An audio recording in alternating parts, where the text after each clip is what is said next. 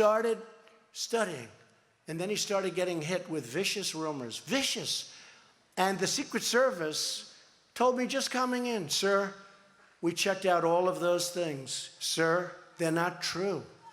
They're not true. So they try and destroy a man. Well, they're doing it with us. They're trying their damnedest, but they're having a little. I want to thank, by the way, the House Intelligence Committee, okay? They do it with us, too. Russian collusion. You know, I guarantee you, I'm tougher on Russia. Nobody ever thought. In fact, have you heard about the lawyer?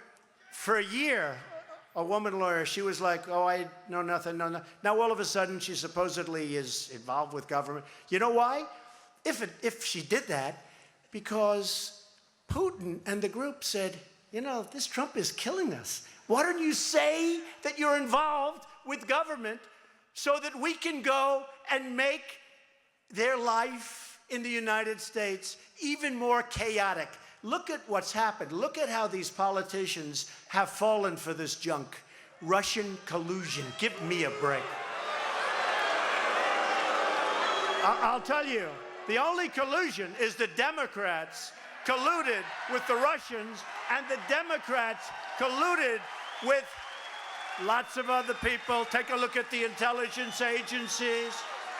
And what about, and what about Comey? Do you watch him on the interviews? What about Comey? What about Comey? How about that? So Comey, how about this guy Comey?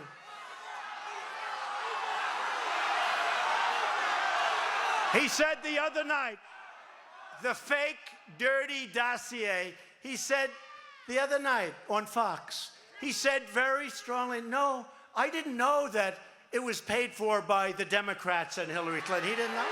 He didn't know. How about that? They start something based on a document that was paid for by the DNC and Hillary Clinton. Honestly, folks, let me tell you, it's a disgrace. We got to get back down to business. It's a disgrace what's going on in our country. And they did that to Admiral Jackson. They are doing it to a lot of people. Innuendo. You know, in the old days when the newspapers used to write, they'd put names down. Today they say, sources have said that President Trump, sources. They never say who the source is. They don't have sources. The sources don't exist in many cases. They don't have sources, and the sources in many cases don't exist. These are very dishonest people, many of them. They are very, very dishonest people. Fake news, very dishonest.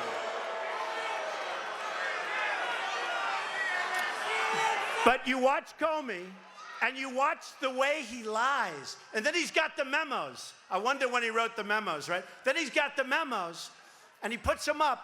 Watch the way he lies. It's the most incredible thing. Do you remember John Lovitz? Do you remember? The liar. Well, Comey's worse. Comey's a liar and a leaker. You know, I did you a great favor when I fired this guy. I tell you, I did you a great favor. Because when you look at what was going on at the top of the FBI, it is a disgrace, and everybody in this room understands it. The lovers, the two lovers, right? Lisa and Strzok. Lisa and Peter, the two lovers, what they said, what was going on. Look at how many of those top officials were fired or removed, and they should be out of here. And what about the guy that took $700,000 for his wife's campaign? Nobody even talks about it. Nobody even talks about it. I'll tell you what, I've been talking about it for a long time. And if our Justice Department was doing the right thing, they'd be a lot tougher right now on those people, because there's tremendous crime and corruption on the other side. We need to drain the swamp. We need to vote against guys like John Tester that can destroy a man with innuendo. And we have to be very careful with the press because they do the same damn thing. We love our country. We believe our citizens deserve a government that is loyal to them in return.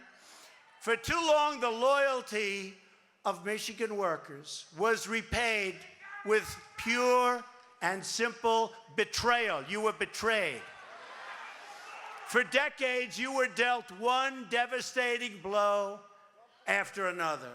Disastrous trade deals, which I'm straightening out, and I'm not saying, hey, there may be a little pain for a little while, but ultimately for my farmers, I love my farmers.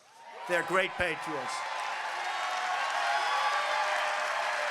Don't forget, the farmers have been doing lousy for 15 years, okay? Let's face it. If you look at a graph, it's been like this. So when I say I'm negotiating NAFTA, and if they don't make a fair deal, I'm terminating NAFTA and I'll make a great deal. You're going to do much better. Or when we take on China or the European Union, which has tremendous blocks, it's very hard for us to sell stuff into the European Union. It was put there to take advantage of the United States, okay? So when we do, not anymore, you're right, not anymore. We told them that yesterday, actually. They said the same words. Not anymore, those days are over. But we've got to open up these markets. It's not fair. Don't forget, with China and President Xi, when he was at Mar-a-Lago 6 months ago, I said to him, would you do me a favor?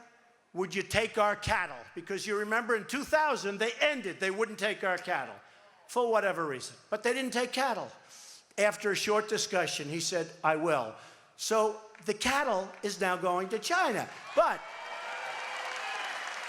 And plenty of other things. And he said last week in a speech, he is going to start opening up China. But it's not enough. It's not enough. When we lose $500 billion a year, and that's in a trade deficit, when we lose hundreds of billions of dollars in intellectual property theft, not only China, but others, we have to stop it. We can't allow this to happen. So in a certain way, I call people patriots, because it's short term, you may have to take some problems. Long term, you're going to be so happy. You're going to be so happy. We're going to get it opened up. Or we're not doing business with these other countries, right?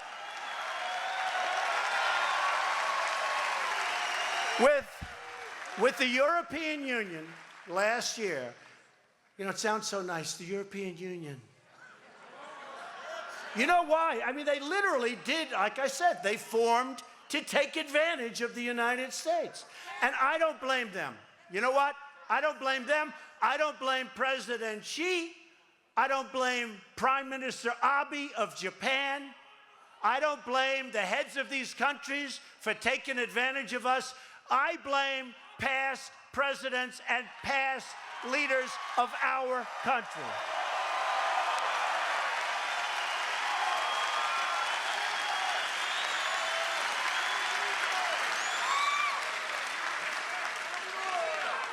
I was in China, and I was making a speech, and I was saying how bad it is, how unfairly we're treated. And I'm in front of thousands of people from China. And I could see the mood was getting dark, and I have President Xi over here, and I realized I was going point after point how bad it is for us, how good it is for them. They became a major power since the World Trade Organization, which is a horror show for us, horrible. And I looked at President Xi, and he's the boss. He's the guy. I said, but it's not your fault. It's not your fault. It's the fault of the representatives of the United States who allowed you to get away with it. I don't blame you, right? Right? I don't blame you. And it went out, and that's the way I feel about it. I told